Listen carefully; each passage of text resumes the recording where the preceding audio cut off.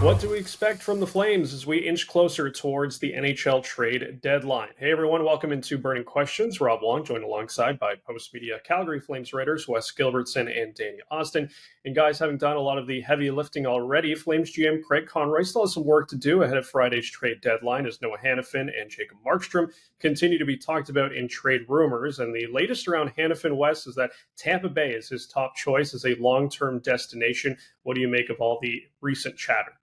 Well, I think that chatter, and it's been kind of a persistent rumor that Noah Hanifin sees his future potentially with the Tampa Bay Lightning. I think that is perhaps complicating matters for Flames general manager Craig Conroy. Now, everyone's going to say, well, it's not up to Noah Hanifin where he gets traded, and that's absolutely true. Beyond a no trade clause that allows him to veto 8 destinations, he doesn't have control of this process. But teams want to know if Noah Hanifin, as a pending unrestricted free agent, is interested in extending in their market. And if they think that they're trading for a guy who is going to skate to Tampa Bay this summer, sort of regardless, it certainly impacts what you're willing to pay, what the return package could be. And so, we keep hearing insiders use the same term on the Hanifin trade talks, and that's that it's been a grind. And that probably makes people here in Calgary awfully nervous.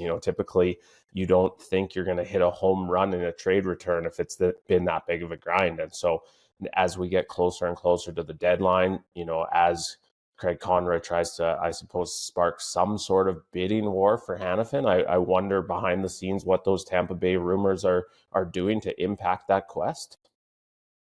Yeah, and I think that if you're Craig Conroy, you want to wait for that bidding war to get going. But the reality is, if you're Tampa, the longer a bidding war doesn't start up, the better hand you have. So you may be offering less as we get closer to the deadline if no one else is coming in over the top and trying to beat you. So it really is not an ideal negotiating spot for Craig Conroy to be in.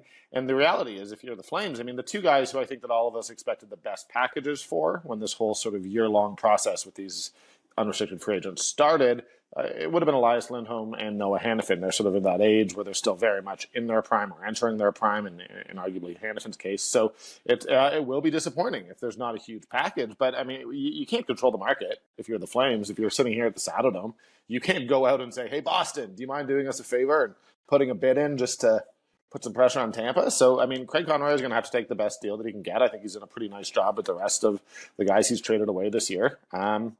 But, it's coming. The only question is how much he gets, not whether Hanifin's going.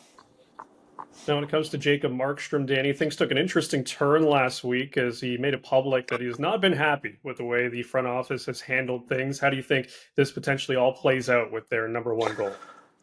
On this one, it can only be opinion, because the truth is I don't think that the rumors, I don't think that the stuff that's being reported comes from the Flames side. I'll be perfectly honest with you. I do not believe that for one second. I don't know who it would benefit to have sort of these rumors about ownership stepping in. I don't think that was Craig Conroy saying, hey, just so you know, it wasn't me that he's mad at. Like that's not how this is working. So I imagine that comes from Markstrom's side, sort of trying to maybe see if there's a deal out there still. But if Markstrom's time in Calgary is over, I suspect it's over in the summer, not in the next couple of days. I don't think anything's really changed over the last little while. If you want Jacob Markstrom, come, the price is there. You can put together a home run deal for the Flames, and they'll probably take it. I think we know that that's possible. But unless you're going to do that, you're not going to get him right now. There's no reason for them to move him away right now. I walked out of the room after that comment that Jacob Markstrom made last week, thinking for the first time, oh geez, can the Flames keep him?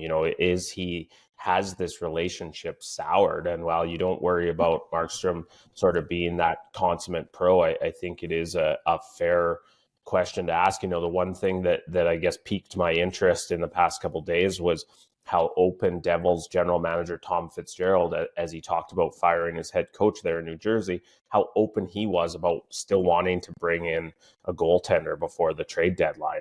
And I do believe that Markstrom's his target. Can the two teams come to terms? Is it similar to what we talked about with Hanifin and Tampa? Is it the New Jersey Devils bidding against themselves on Jacob Markstrom? And if that's the case, can they put together enough of a return package for the Flames to trade away their team MVP this season? I'm really curious where this goes. I honestly don't, we know Noah Hanifin is getting traded. It'd be a total stunner if he wasn't wearing another jersey, by Saturday. But guys, I really don't know what's coming down the pipe with Jacob Markstrom. Lastly, as we record this video, we don't know how many games Martin Pospisil will get for his hit on Seattle's Vince Dunn and maybe even the hit on Adam Larsson on Monday night, because he was throwing the body around quite a bit. But it's likely going to be a few less. Pospisil does play a certain style that toes the line from time to time. Do you think he needs to rein it in a little more based off of what happens here? I've kind of been chuckling to myself as I imagine two very different conversations for Martin Pospisil today. You're going to have NHL player safety saying, hey, you can't throw hits like this. You got to rein it in a little bit. And you're going to have the Flames telling him, hey, we love the way you play. Yeah. Did you cross the line on the hit on Vince Dunn? Probably. Do I expect him to be suspended for a game or two? Yes, I do. But the Flames are going to be adamant. Hey, we love the way you play. We'll stand by you when you occasionally take it too far, because he's been a big impact on this team with, his aggressive style, his abrasive style. Like, you don't talk about rookies very often who 40 games into their NHL career, the other team always knows when they're out on the ice. And so, no matter what George Parros tells Martin Pospisil about his style of play, I think the Flames are going to be insisting, hey, we love it. Don't change a thing. Yeah, and I think that when you watch Pospisil closely, part of what complicates it is that he does have an injury history, and some of those injuries have been head injuries, which means that he's probably not going to fight all that much. And I know that that is part of what bothered Seattle, is after the Larsson hit, he wasn't willing to drop the gloves and sort of take accountability. And that's going to be one of those interesting things where, because most guys who do play that style are also willing to drop the gloves and scrap a little bit every once in a while. And Pospisil hasn't really shown that he should be doing that. And I don't think any of us are suggesting he should, but it does create sort of a bit of an interesting dynamic. And if you look at this Flames roster right now, with AJ Guerrero, there's not really any heavyweight fighters on this team. And so there's no one who can step in and do the job for him. And that may be something that the Flames have to go out and do, is make sure that there are guys who can stand up for him when he's playing near the line. I don't want to sound like I'm like Johnny 70s hockey here. I don't like it. I really enjoy watching Pospisil play, and I do think he has to be careful. And ultimately, sometimes, the punishment generally fits the crime. And what you don't want to see is Pospisil putting other players in injury's way and putting them at risk.